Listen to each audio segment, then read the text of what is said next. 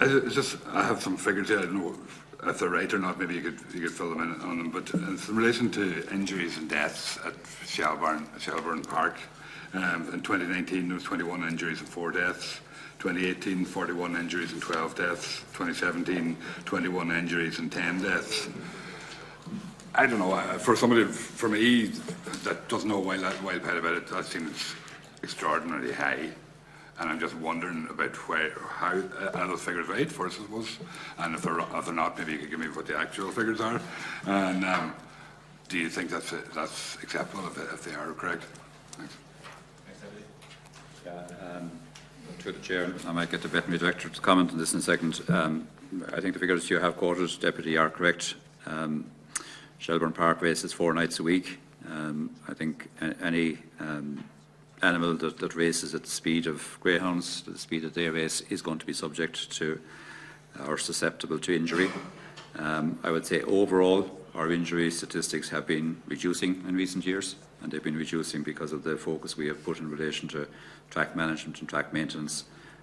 But I think it's inevitable if you have a 4-night-a-week racing schedule, 10 or 12 races a night, that there is a risk of injury, and it's like any sport involving high speeds, there is a risk of injury. I might ask the Veterinary Director. Sorry, yeah.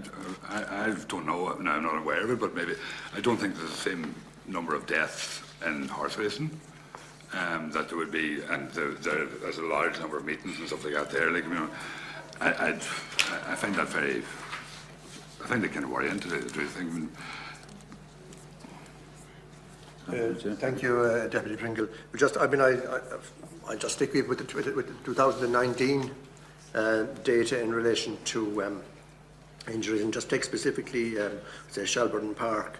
You see, injuries reported. That could be an injury. Could be anything from a cut pad on the foot to a laceration on a leg somewhere, all the ways up, we'll say, to a fractured hock or a fractured limb. So, in fact, you're talking about the numbers, like the percentage for Shelbourne Park this year in relation to the numbers of starters is 0.22%. Okay, that's what you're talking about. And again, that's injuries. That's injuries now. Yeah. But now again, and I'd say that those where there were severe injuries and a decision was taken, and that decision is taken by the vet, in conjunction with the owner, those greyhounds put to sleep. And again, in Shelbourne Park, I see this year, number of greyhounds put to sleep figure to date this year is 3. So well, I have 4. Yeah. Well, okay. We're going recently. Okay. Yeah. Okay. I accept that. Yeah. So.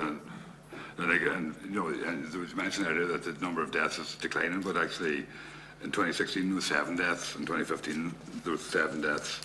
2017 10, and 2018 12. It seems to be going increasing rather than declining now. Maybe this year is a bit slower, but it's not over yet. Yeah. And I don't know. I mean, I wouldn't know, but that seems to me extraordinarily high that so many dogs would be dying. And that's only in one track. I don't know how many tracks there is in the country. 16 tracks. 16 tracks. So